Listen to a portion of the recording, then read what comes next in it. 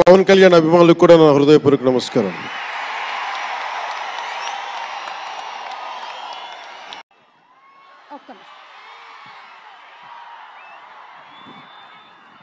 అలాగే పవన్ కళ్యాణ్ ఉన్నా, రామ్ చరణ్ ఉన్నా, ఏ హీరోలు ఉన్నా కానీ దానికి మూలం మెగాస్టార్ చిరంజీవి గారు.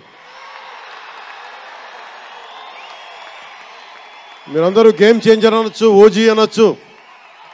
ఆ మూలాలు ఎక్కడో మారుమూల చిన్న పల్లెటూళ్ళలో అదే మీరు అనాలంటే ఆద్యుడు ఆయనే.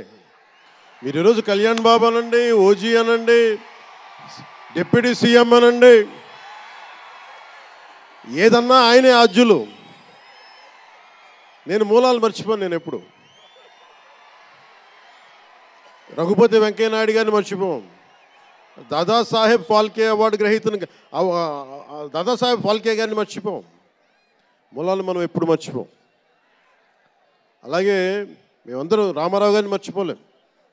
ఇంతమంది తెలుగు చిత్ర పరిశ్రమ ఇక్కడ కదిలింది, వచ్చింది అంటే దాని స్ఫూర్తి ఒక అక్కినేని నాగేశ్వరరావు గారు, రామారావు గారు, ఘట్టమనేని కృష్ణ గారు, ఒక శోభన్ బాబు గారు, ఎంతోమంది నిష్ణాతులు పెద్దలు తెలుగు చిత్ర పరిశ్రమ కోసం శక్తియుక్తులు ధారపోసిన వారు.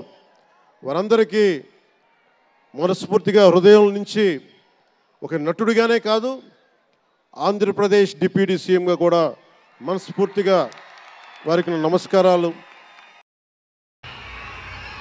మీరేం చేస్తారో తెలీదు. మగధీరుడు అల్లూరి సీతారామరాజుగా మొత్తం జీవించేశాడు. అందరి తోటి నటుల మీద అమితమైన ఇష్టం చూపించేవాడు. అందరికీ ఫ్రెండ్ రామ్ చరణ్. అందరి హీరోలకి చాలా గౌరవంగా ఉండేవాడు. సంవత్సరానికి 100 రోజులు మా నాన్న ఏ పేరు మీద ఏ మనసు ఏం తలుచుకొని పెట్టాడో తెలియదు కానీ 100 రోజులు, సంవత్సరంలో 365 రోజులు, కనీసం 100 రోజులు అయ్యప్ప స్వామి మాలంటాడు, ఆంజనేయ స్వామి మాలంటాడు. ఎందుకురా చేస్తామంటాను అప్పుడప్పుడు. క్షమించాలి రామ్ చరణ్ గారు రే అంటున్నందుకు. పర్లేదు కదా.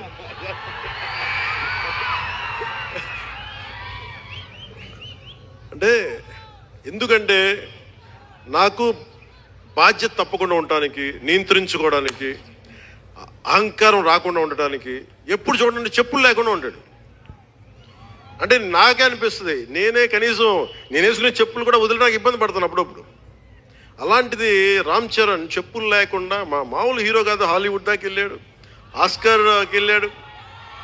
అక్కడికి వెళ్ళి ఎంత గుండె ధైర్యం అంటే నేను చెప్పులు వేసుకుంటా, అవసరమైతే మంచి సూటు బూట్ వేసుకుని ధైర్యవుతాడు, లేదంటే అయ్యప్ప స్వామి మాలేసుకుని కనిపిస్తూ ఉంటాడు. అంటే వ్యక్తిత్వంలో ఎంత బలం ఉండాలి ఆ వ్యక్తికి. అందుకని అలాంటి రామ్ చరణ్ మంచి 16 అణాలు తెలుగువాడు, మా బంగారం, నా తమ్ముడు. ఒక తల్లికి పుట్టకపోయినా కానీ నా తమ్ముడు. ఎప్పుడు ఎదిగే కొద్దీ ఒదిగుండేవాడు. అతనికి మరింత విజయం కలగాలని, అద్భుత విజయాలు కలగాలని మనస్ఫూర్తిగా ఒక బాబాయ్గా కాదు ఒక అన్నగా ఆశీర్వదిస్తున్నాను. రామ్ చరణ్కి రాముడి చరణాల దగ్గర ఉండేవాడు ఎవడో హనుమంతులు, ఆంజనేయ స్వామి. నిత్యం బలం ఉండి కూడా వినయ విధేయతలతో ఉండే వ్యక్తి ఆంజనేయ స్వామి.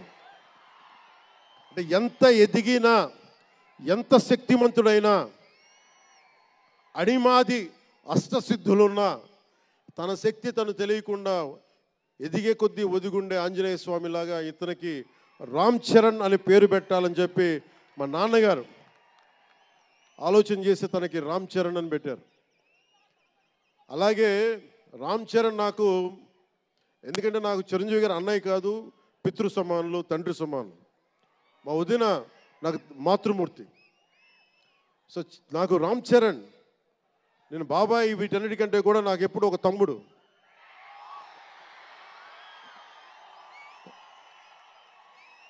చిన్నప్పుడు బాగా ఏడిపించేవాడిని. నేను ఇంకా బద్ధకంగా ఉండేవాడిని. అంటే కరెక్ట్గా చెప్పాలంటే ఒక తల్లికి పుట్టకపోయినా కానీ నా తమ్ముడు ఎప్పుడు ఎదిగే కొద్దీ ఒదిగి ఉండేవాడు. అతనికి మరింత విజయం కలగాలని, అద్భుత విజయాలు కలగాలని మనస్ఫూర్తిగా ఒక బాబాయ్గా కాదు ఒక అన్నగా ఆశీర్వదిస్తున్నాను. I love you Ram Charan, I love you all. నా తమ్ముడు తల్లికి పుట్టకపోయినా కానీ నా తమ్ముడు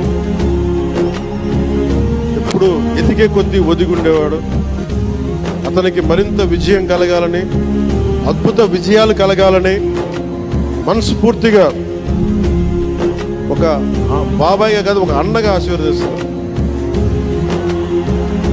I love you Ram Charan, I love you all.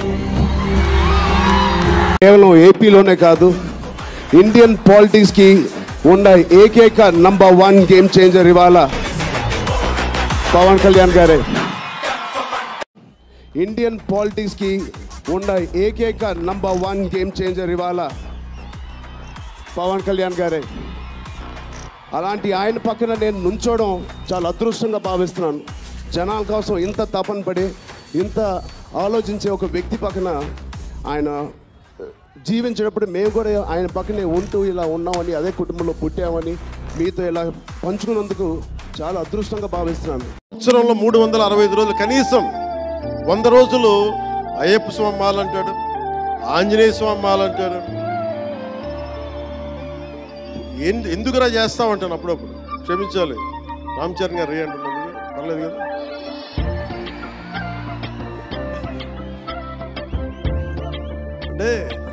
ఎందుకంటే